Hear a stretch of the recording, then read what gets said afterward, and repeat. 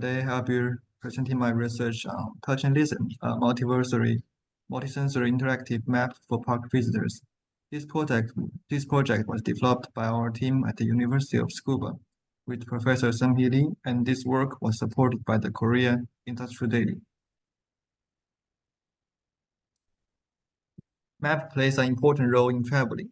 People often need to check the map when they need to find their destination. But now, most of the maps are shown above, and there are several shortcomings of this kind of maps.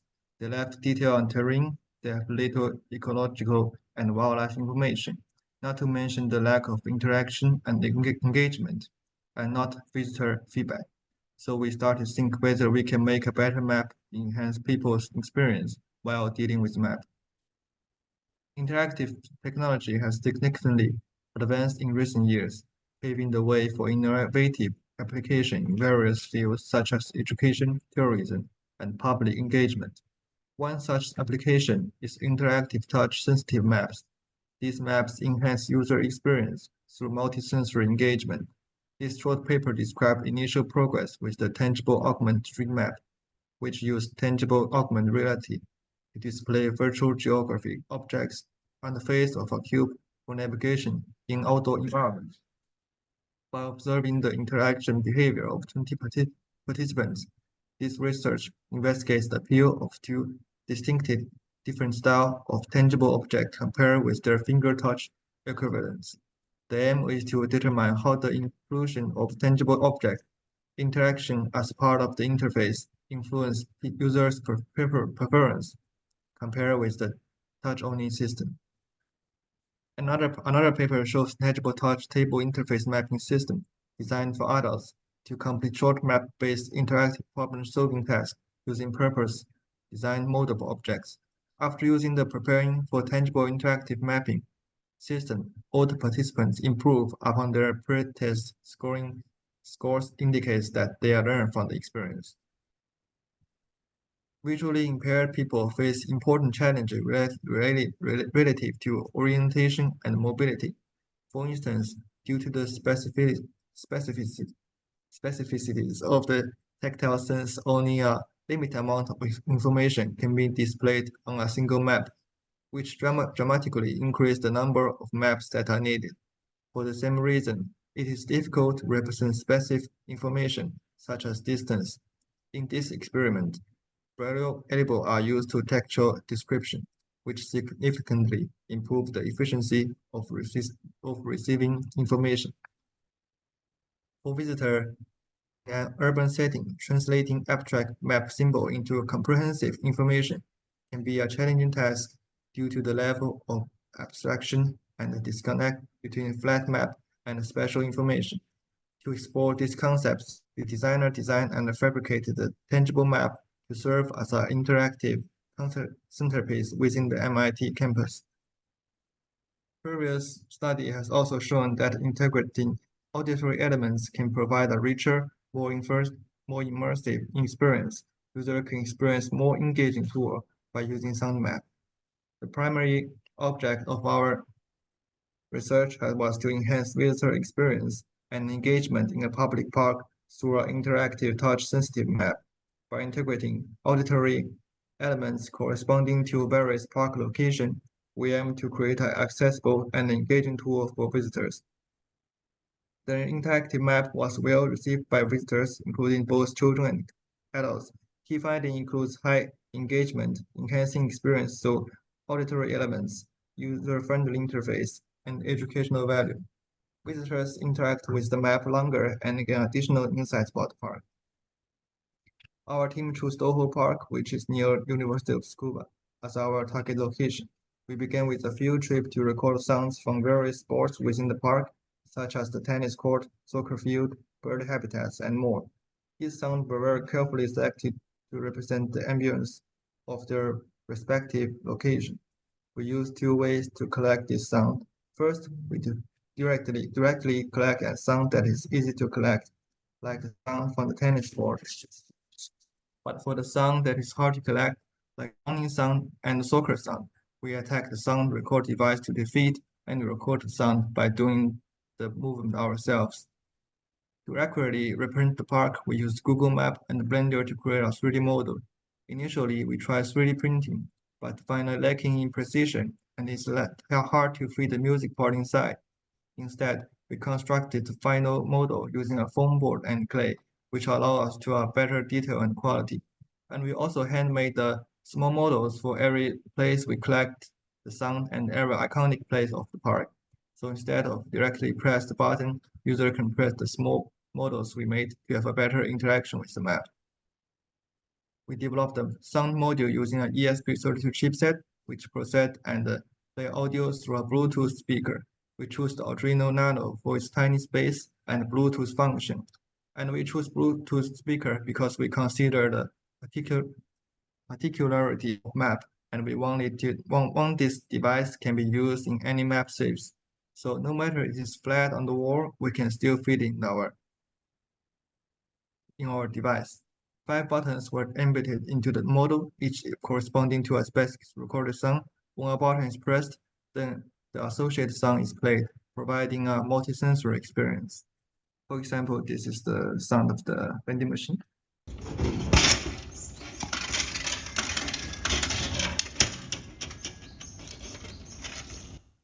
The final tangible map offers a tactile representation of the park's terrain. User can feel the variation in elevation, see the park layout from an aerial view, and hear the sounds from a specific location by pressing the corresponding button on the map. The interactive map was well received by visitors, including both children and adults. Key finding includes high engagement, enhancing experience through auditory elements, user-friendly interface, and educational value. Visitors interact with the map longer and gain additional insights about the park. And this is the full evaluation. We're planning to do our user interview to investigate how the maps works and whether it can be improved user experience. Here's the questionnaire we designed. And in conclusion, our interactive touch-sensitive map successfully enhanced visitor engagement and provided valuable educational content. The integration of auditory elements created an immersive experience that transformed the way visitors interact with special information. Future enhancement could include expanding the range of interactive features and incorporating additional sensory elements. Here's the reference. And that's all. Thank you for your attention. And we would like to acknowledge the Korea Industrial Daily for their support again. So actually the work is interesting, like it attracts more people towards the public park, first of all. So consider a zoo, like a theme park or zoo. So if you are installing this kind of interactive map with real sound, whether it's a real sound or it's going to be pre-loaded sound. The first question is that one, like you will collect the real sound and map it with the map, or it will be stored in the map itself already, pre-recorded audio, and it will be playing. Okay, thank you for your question. For the first question, I mean, of course it will be more fun if we just if we can just play the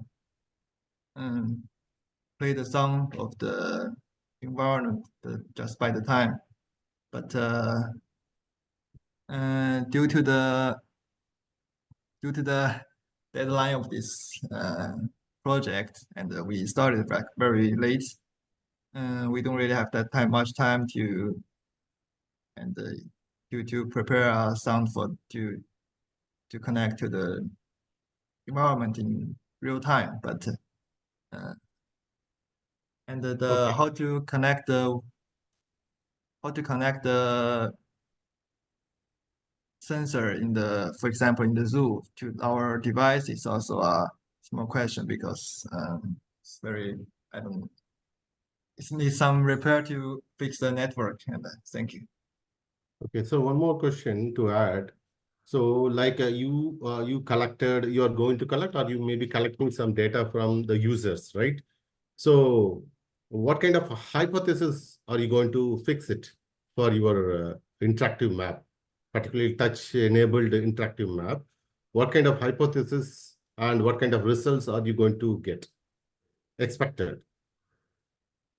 We are hoping to we are hoping to give the park visitors a more interesting way of feeling the layout of experiencing the layout, the layout of the a certain park, and I hope our design can help them to feel more interested in the map. Yeah. It's our hypothesis. For example, sorry, I'm taking too much time. So, for example, if the park is being visited by the first-time user or maybe second-time user, it's okay. But the people who is going nearby park regularly, it won't matter for them because they know each and every corners of the park. If I have a park in my nearby area or my nearby university, I won't able to, I don't want to check my map. I can frequently go. So it may be useful for first-time user or second-time users only, right? Yes. One interesting part of our design is that you can create your own sound, and you can record the sound that you are interested in, and share with the other people. And I think this is a very interesting part in this design. So Okay. whether you are going to the park for the first time or several times, you can always find some new sound. So Maybe you the can other people always haven't add heard on. before. You can always add on some new features or new sound to the map to make it more interactive and more user effective. Okay, thank you. Good. Yeah, thank you. And other questions from the Zoom participants? Okay, so I do have a question. Thank you for your presentation. This is Yen Kim, Professor. You can call me Professor Kim, from California State University. I find this is very important to increase the older participations from the visitors in terms of the public interests. And I am interested in why you actually chose from many of the different sensories, why you chose audio as going to be important in terms of the park visitors. And how do you think, for example, Dr. Subramaniam mentioned that some of the people actually have their own experiences already, but whether do you agree or do you think that this multimodality or providing some more about the audio can extend their own experiences based on that? I'm interested in whether you have that kind of idea for your future research. Thanks for your question, Professor Kim. And why I choose audio as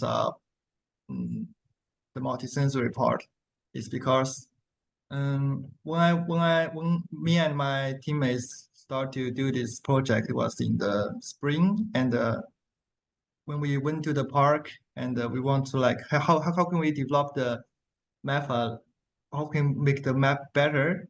And when we go into the woods, we hear the sound of the birds and hear the children playing in their playgrounds, and there's a lot of teenagers playing tennis ball.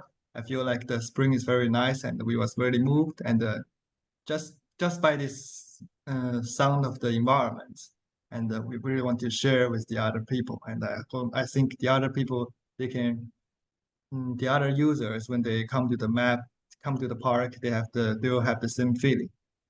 And I hope this answers your question. Very good, thank you. Okay, so before we move on to the next presentation, Professor Seung Lee, do you have any comments in addition to it?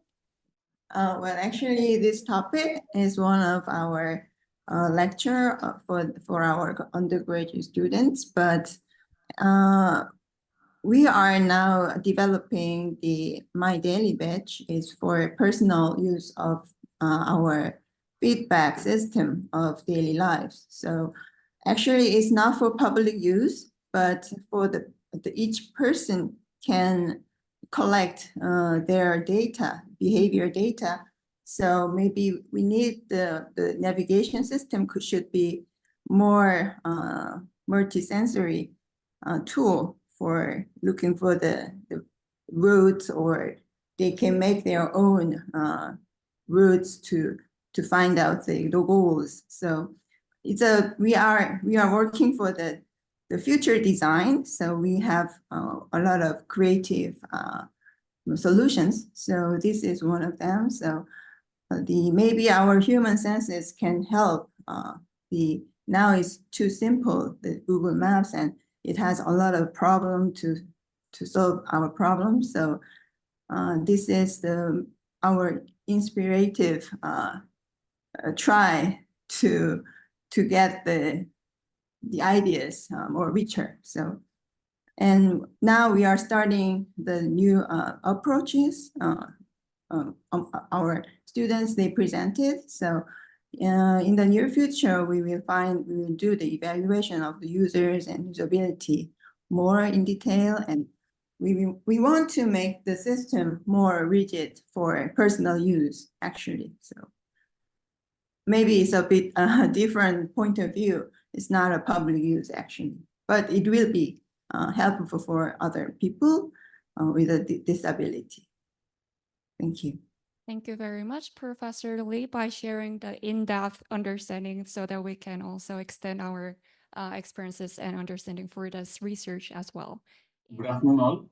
Myself, Dr. Vijay Raghavan, and my teammates Amruta and Dr. Arun Kumar are also in the call.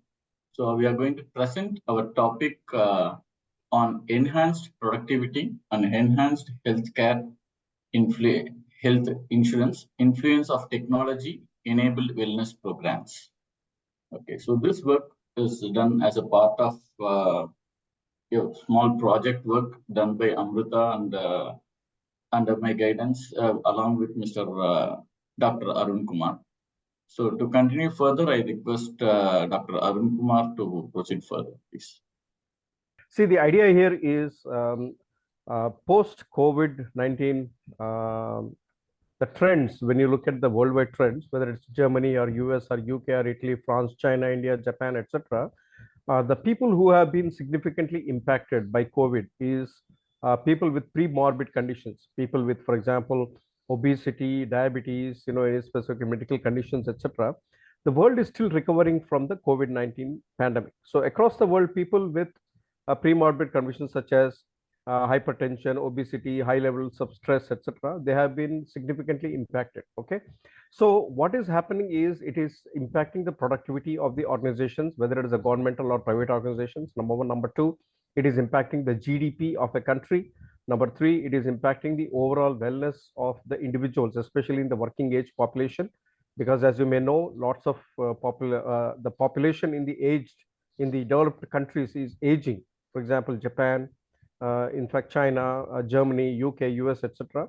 The population is aging. So the next generation, if they are not well, if they are not able to keep good health, they may not be able to be as productive as it is expected. So that is the purpose with which we found that it is important to tie up with the medical industry and also the insurance industry, because at the end of the day, everything is interconnected, so that people could understand the impact of this. Next slide, please.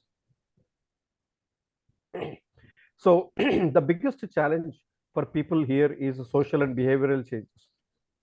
Social and behavioral changes. Impact on wellness. For example, when you look at this particular slide, it shows clearly that more than 70% of health improvement is realized through changes in the social and behavioral. Means your dietary practices, your physical health, for example, your exercise patterns, your sleep patterns, etc. What kind of stress levels you can take at work, and etc. So it is, in fact, these numbers are available in the open domain. The references are available towards the end of the presentation. So approximately 80% of Americans describe their jobs as stressful. 95% of all medical costs, if you look at the statistics, they go towards treatment. And by 2030, approximately 50% of US population may be designated as obese, and about $6 billion cost incurred due to reduced productivity and job absenteeism because of the health issues. So what the companies are doing is they're proactively nudging the employees to take care of their own health, so that it is good for them, it is good for their families, it is good for the organizations that they work. Okay. For example, it is understood over the last decade that for every $1 spent, wellness programs save almost $6 to an employer. Means there is almost a 600% benefit for every dollar spent on the wellness program, so that the individual, the reduction in sick leave is up to 30%, reduction in medical costs is about 26%, and improving in productivity is about 8%. So there is a win-win situation for the individual and also for the organization that they work for. Next slide, please. Yeah. So how do you monitor the wellness of individuals and how do you nudge them? Because at the end of the day, it could be voluntary and it could also be through a policy that an organization may drive through. For example, helping individuals to monitor through their smartwatches or fitness trackers or implantable device, etc. As you may know, the technology is significantly improving and the devices are getting miniaturized, and there's a lot of computing power available at the devices. So the local intelligence could be built, edge computing could be done. It is specifically called a neuromorphic computing because it impacts the essentially an individual and the human body. So it is called neuromorphic computing, even as part of an edge computing. So wellness is typically defined in 6 dimensions. For example, better health, better fitness, nutrition, appearance, sleep, and mindfulness. It is observed that the sleep has the biggest impact on an individual's health. If you are not able to get good sleep and if your stress levels are high, it has a significant impact on your health.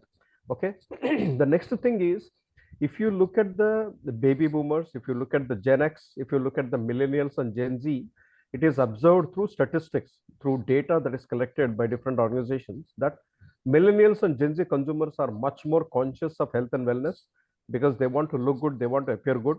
So they drive the wellness market, especially in the US, for about, say, $480 billion, and it's growing year over year.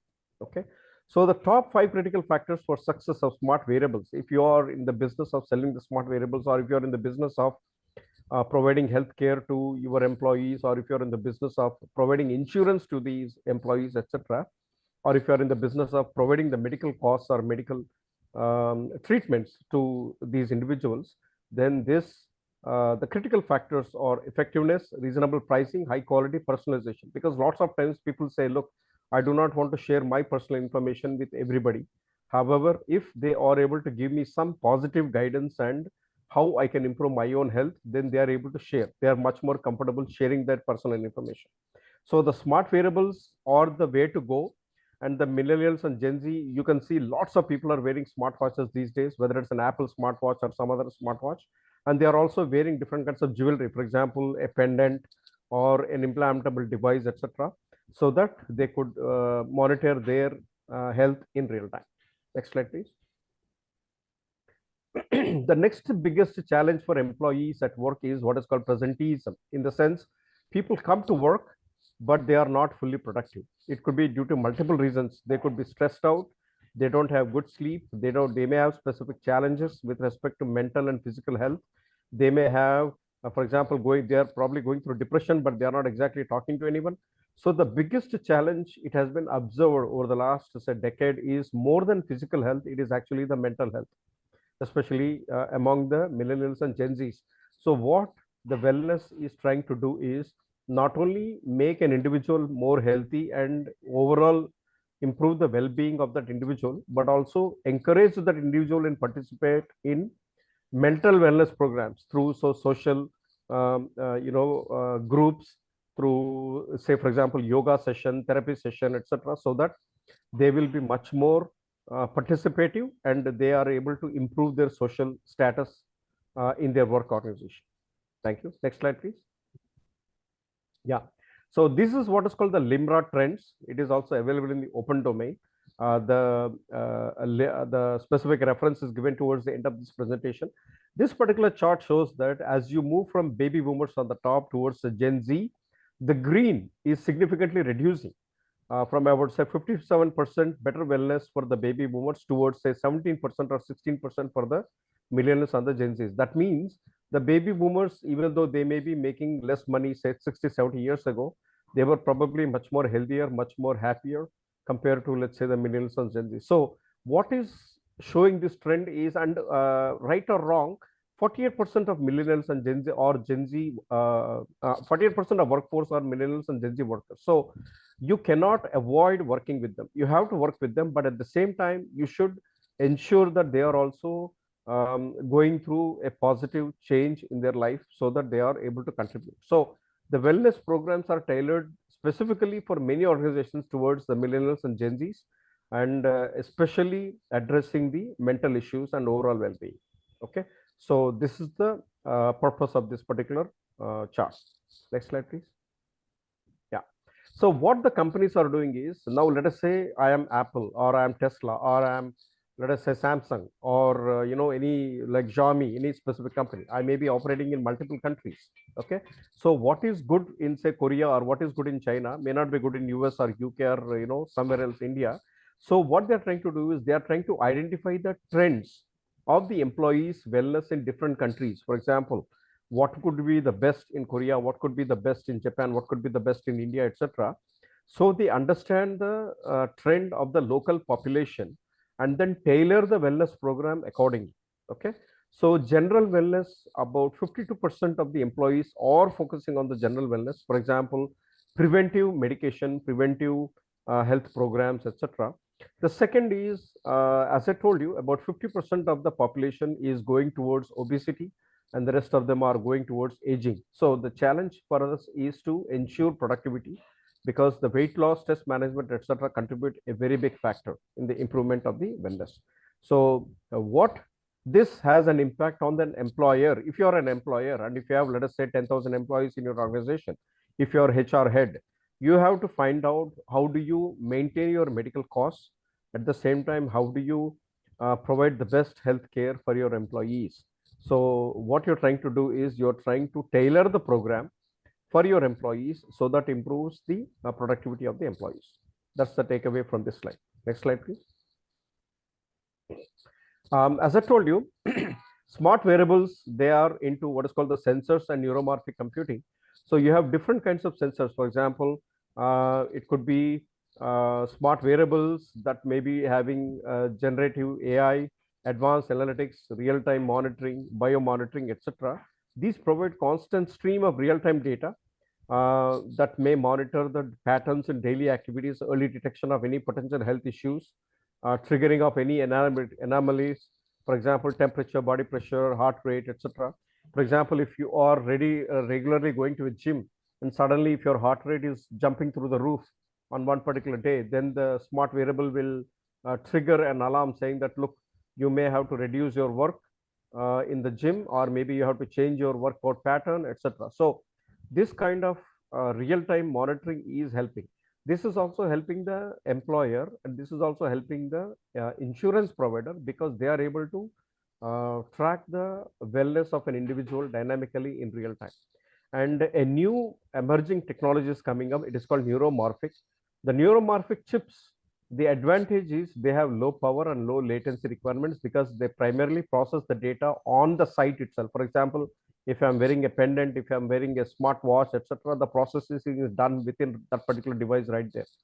Only a limited amount of information is transferred over the cloud or something. So the key success factor is, how do you integrate the sensor with the processor? How do you ensure there's a product standard protocol of communication, such as, say, address event representation in a serial parallel combination, and then integration of the neuromorphic core with the digital communication, let's say through FPGAs, microcontrollers, etc. So the biggest innovation that is happening in the smart wearables is today moving beyond the CMOS solutions. Okay, the conventional memory-resistive devices that can change and memorize the resistance states. This is the evolution. This is a trend that is happening in the sensor development and the neuromorphic computing. So what is the focus of the particular neuromorphic computing is prevention more than cure. Okay. So what you are seeing is, most of these devices, they come inbuilt with algorithms, then artificial intelligence, machine learning, and generative AI.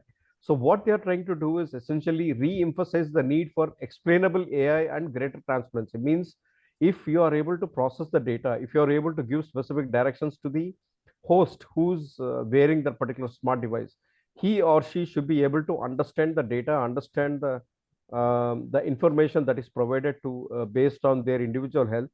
And what the companies are trying to do is they are trying to leverage the vertically trained large language models. For example, let us say an individual has an onset of cancer, or let us say an individual has an onset of some a neuro disease, for example. So how do you recommend as a corporate employer, how do you recommend the right insurance policy, right medical treatment to that particular individual, at the same time ensure that individual and their families are well supported through the program? So this is what the companies are trying to figure out, the governments are trying to figure out, and then they are trying to improve the overall wellness of the individuals. Next slide, please. So the what is happening is, now that the data is already available, what they're trying to do is build what is called the human digital twin. Okay, how an individual, let us say I work in an organization for 10 years, how my health is progressing over the last 10 years. I may have developed some diseases over the period of time. My blood pressure may be going high, going low, etc. So that can be monitored. So individual subsystems, systems, etc. could be digitally tracked, and they could be digitally understood how they are performing over a period of time. So that is the next gen. Next slide, please. Yeah. So as I said, digital mapping and aging over time. The insurance companies, the employers, they are able to understand specific issues with an employee and then provide the right wellness program for that particular individual. Next slide, please. Yeah. So next thing is the power should be given to the individual. For example, the individual should be able to understand what are the issues or the health issues they may be having.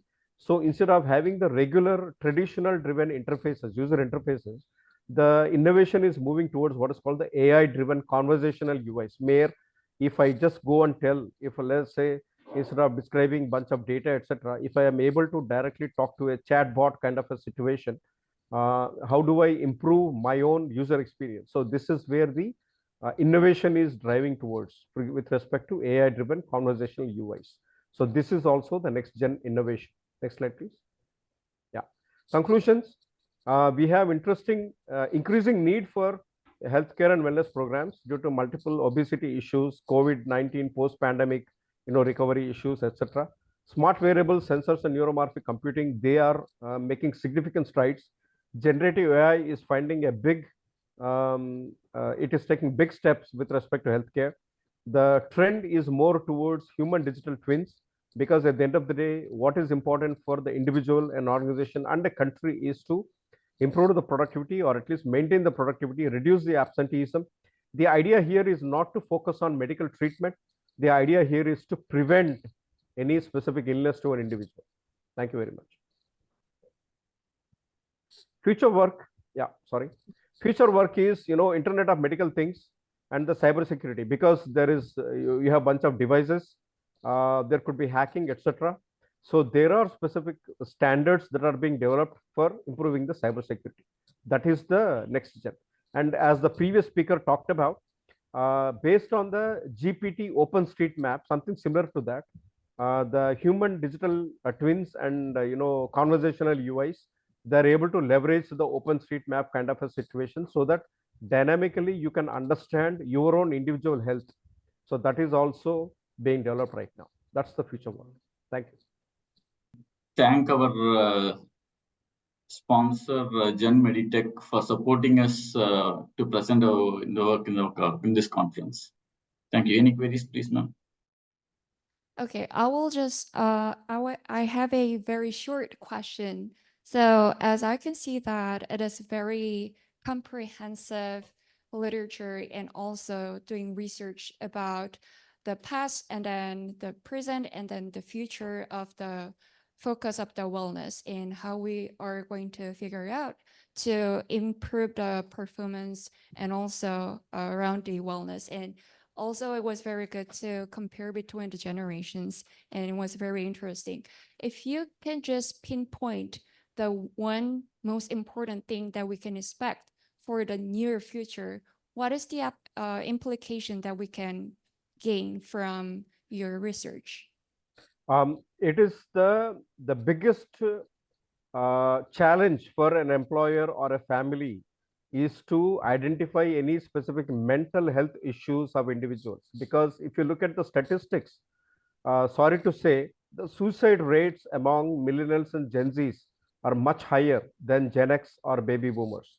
So even though they are very well educated, even though they are financially independent, even though they are technically very savvy, they can use all the technological devices, etc.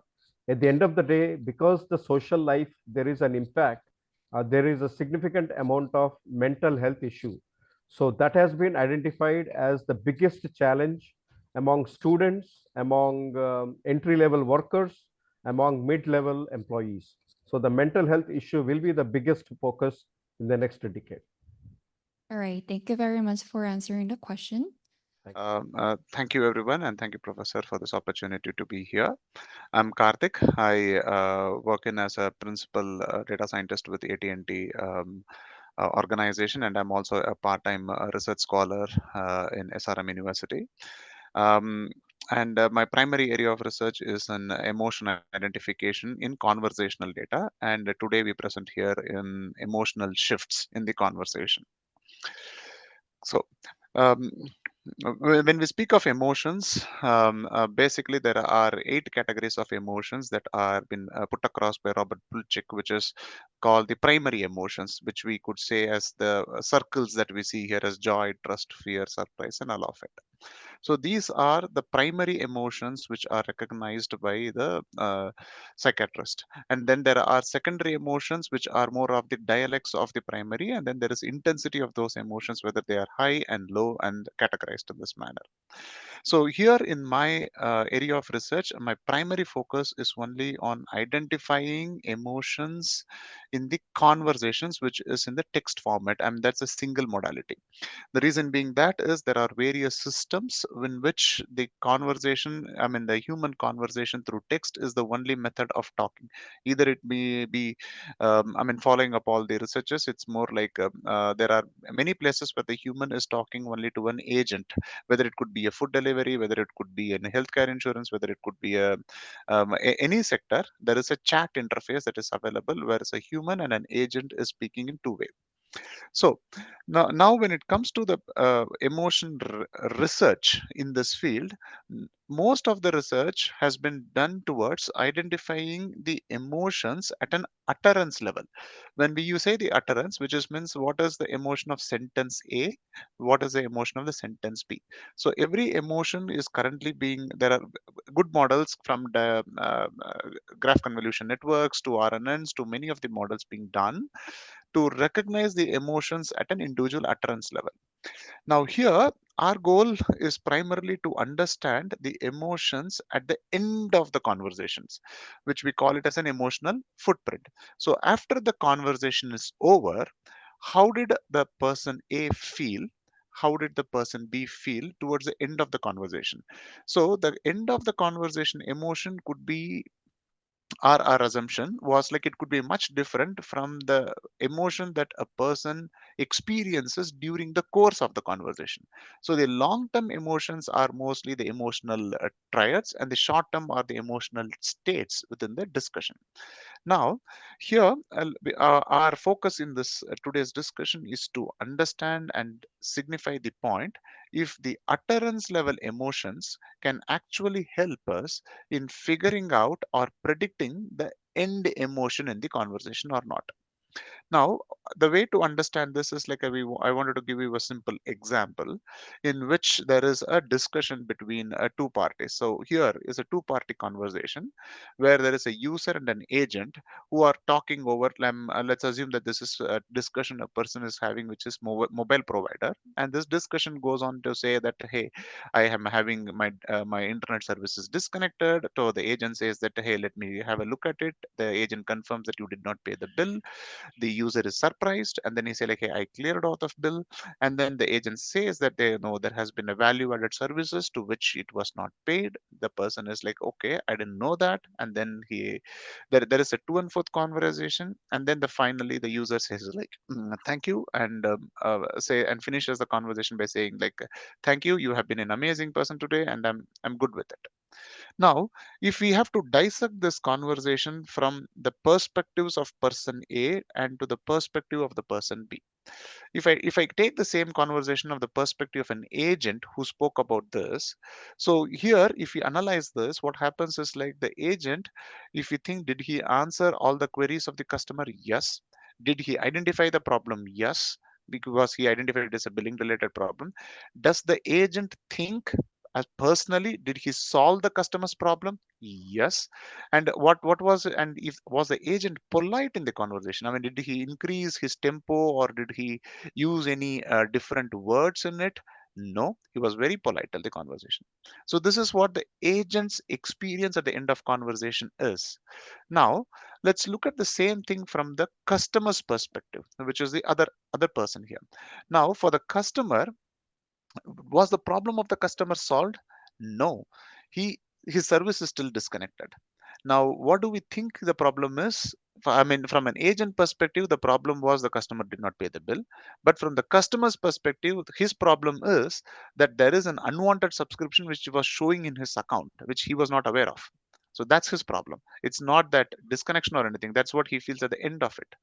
Now, if we analyze the whole conversational emotional trend of a customer, the customer started politely.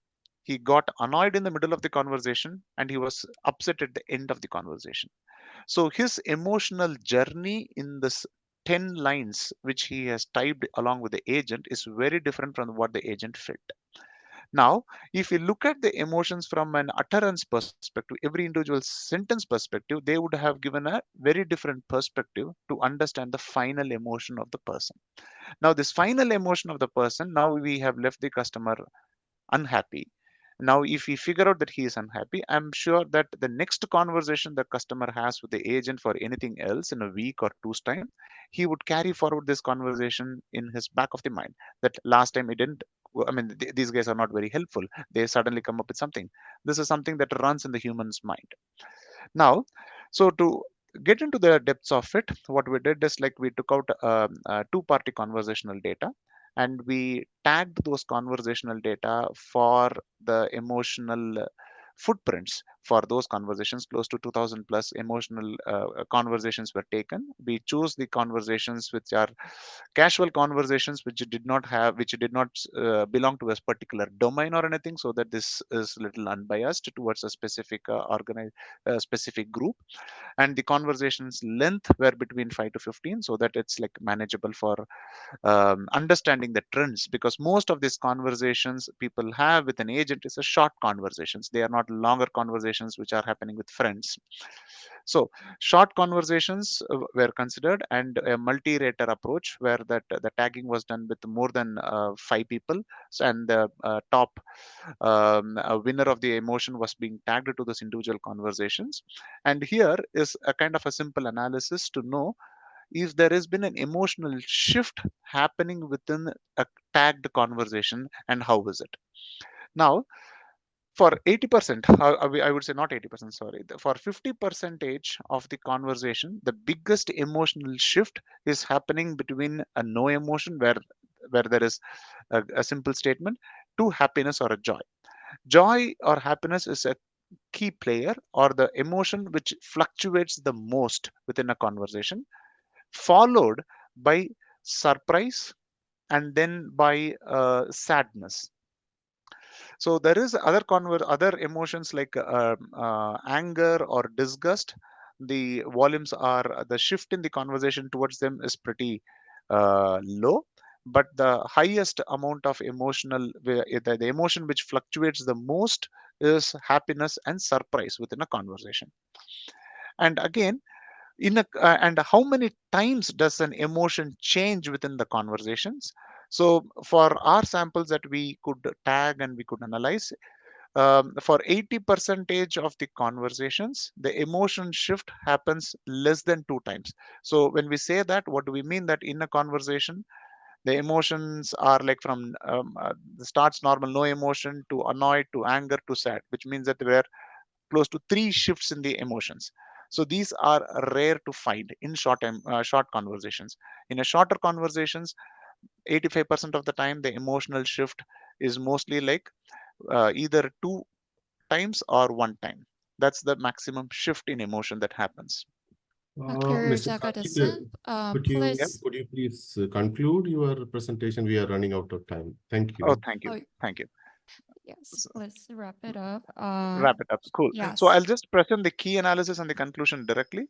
So our observation were mostly tagged towards understanding if these emotions at an utterance level, do they map to the final emotion which the user feel? And to our surprise, the utterance level emotions does not have a significant impact on the tagged emotions towards the end. There is only 20% correlation between the utterance level emotion to the final emotional footprint that people have it.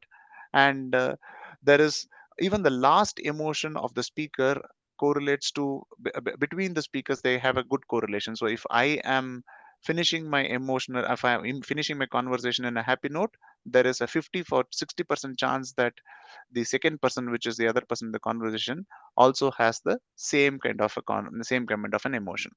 So that's the conclusion that we have, that utterance level emotions cannot be a good indicator of figuring out the emotion which a person has towards the end, and we need to go with a holistic approach to figuring out the emotions towards the end of the conversation. Please go ahead. Yes, it was nice presentation related to like a two-party communication. So it's like mostly oriented towards communication happening in textual manner, right? Correct. Okay, so how about now? Nowadays, people are moving towards agent, AI agent kind of thing. So do you think this kind of activity or work will add value to the AI agent? Because people are Oh working yes. people No, are working AI agent. right, Professor. This will have a significant impact towards the AI agentic conversations, because teaching the agents to be emotionally aware would be a great ingredient to how the agent would respond. Because if an agent figures out the emotion of the second party, then the response of the agent would differ, and it will be less robotic in its response. So the AI agents will have a very big improvement when they understand the emotion that they are emotion of the other party which they are discussing with. And also to add a little suggestion, like we had a different presentations so far today. So one of the presenter was discussing about human to human interaction and how it is effective, and human to AI interaction, how it is effective. And there is a significant difference between these two.